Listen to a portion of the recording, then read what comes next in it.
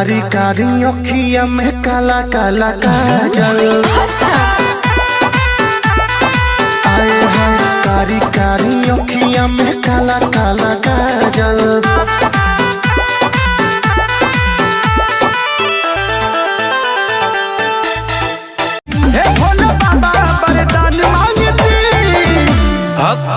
हम तुम्हारी तपस्या से प्रसन्न हैं। बताओ तुम्हें क्या चाहिए? 3 चीज। एगो नारी, एगो गाड़ी, नोट छापे का मशीन। एगो नारी, एगो गाड़ी, नोट छापे का मशीन। एगो नारी। कभी बीवी को टाइम दिया तो करो, दिल के बत्तियां भी शेयर किया तो करो। मेरी जाने जान ले बात मानना, कुछ भी छुपाता हूँ। अच्छा लड़की जहाँ देखूं तो मैं भाग जाता हूँ।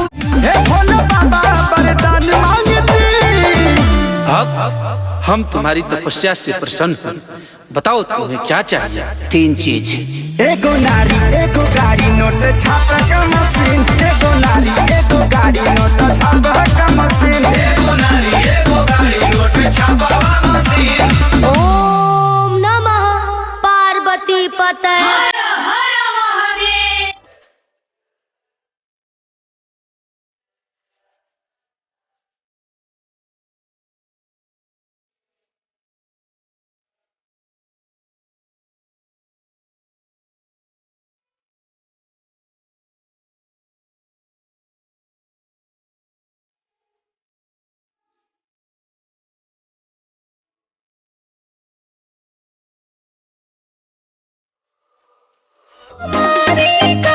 डिमांड होता है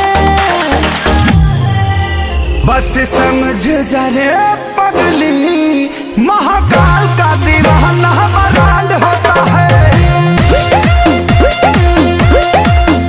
महाकाल का दीवाना बरांड होता है।